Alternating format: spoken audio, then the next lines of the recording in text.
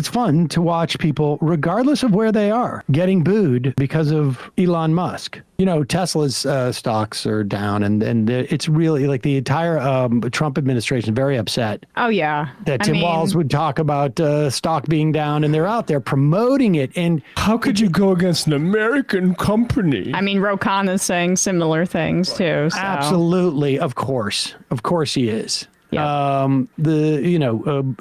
Bread still needs to be buttered. But it is interesting that there is this level of proactive defense of Musk's interests, because what we've seen by this administration is over and over again punishing people to make an example of them.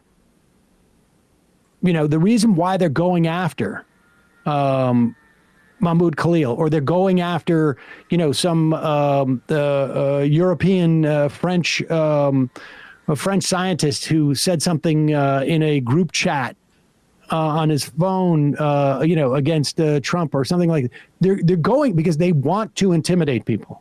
Yep. And they want it, the notion that power goes in one direction, and we wage that power on you, and you don't want to be that person. We just saw this with this big law firm.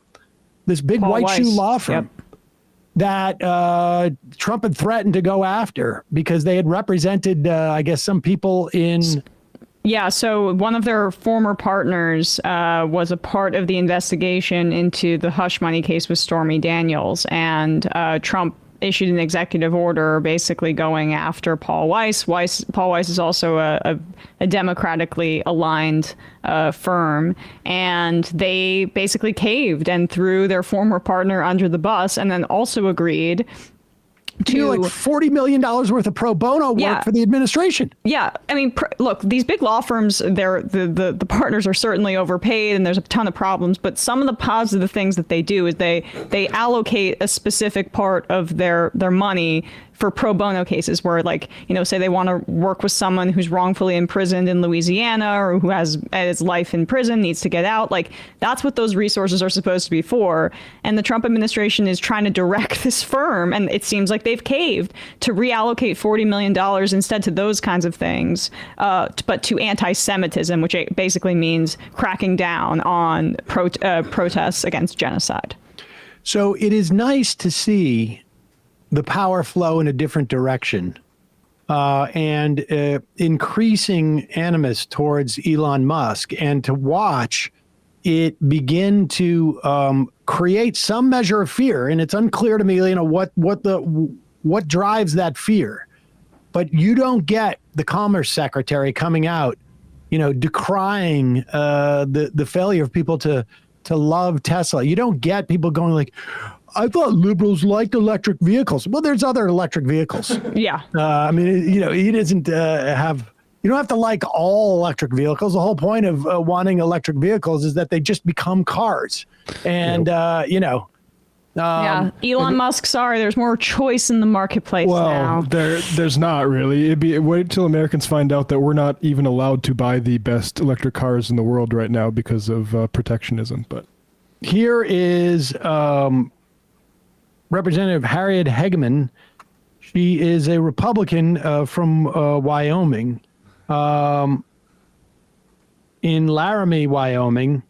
And here she is just patently lying about what's going on with Social Security.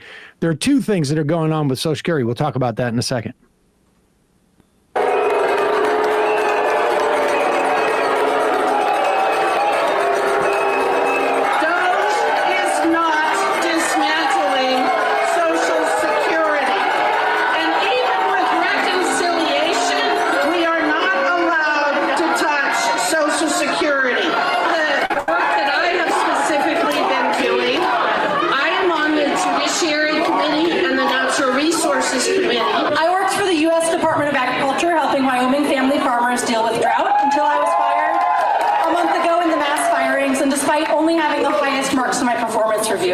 In a state where so many farmers rely on government programs for drought and disaster relief, Trump's plans to cut these programs and the people who administer them, coupled with the tariffs, will decimate Wyoming farms and rural communities. What are you doing about that?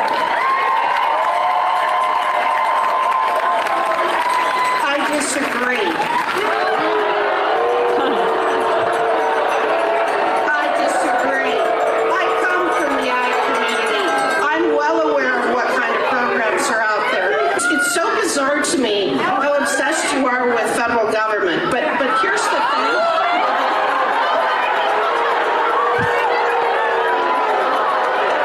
Aren't you in the federal government, She dumbass? is a federal congressperson, a federal lawmaker.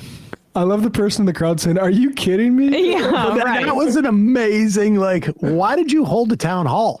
Yeah, because the federal government affects our lives. That's what we're literally telling you, you idiot. It's like there's Can a you bank. please go back to not paying attention to what I'm doing? Yeah, it's like you're working security and at a museum. You're like, there's a robbery, and you're like, why? I don't know why you guys are so obsessed with the paintings. I'm well aware of what kind of programs are out there. It's so bizarre to me how obsessed you are with federal government. But here's the thing.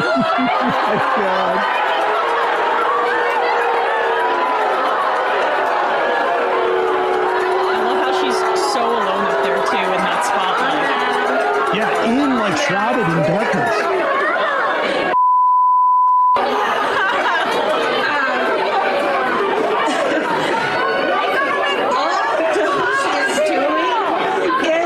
You guys are going to have a heart attack if you don't calm down. I'm sorry. You're You're getting so emotional. You're getting so emotional. You're having a nervous breakdown. You people in the audience are having a nervous breakdown. So emotional. Where's that Calm drop? down. Where's that drop, Matt? Sorry, which drop are you looking for? You are having an emotional breakdown. Oh yeah, hold on. All right, yes. All right, it's a little bit late now. Damn. All right, Somebody's already thinking it's Friday. it is Friday. He was correct in that assessment. All right, let's just keep rolling the video.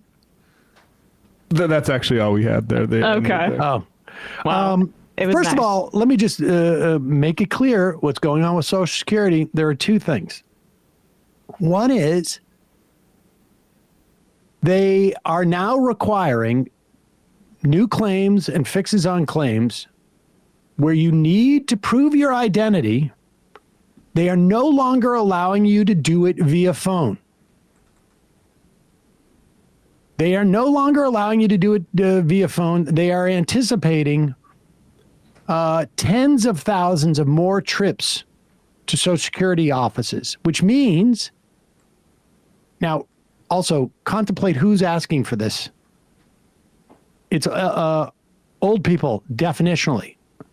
There may be some widowers, there may be some orphans, without a doubt, but old people are going to be the biggest cohort of people who are now required to not do this over the phone, to actually go to a Social Security Administration office. Simultaneously, they're closing dozens upon dozens of Social Security offices.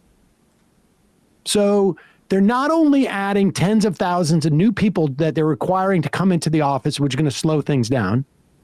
They're then closing a bunch of offices, which is going to further increase the density and how crowded these offices are and make it that much harder to administer Social Security. So they're not cutting Social Security.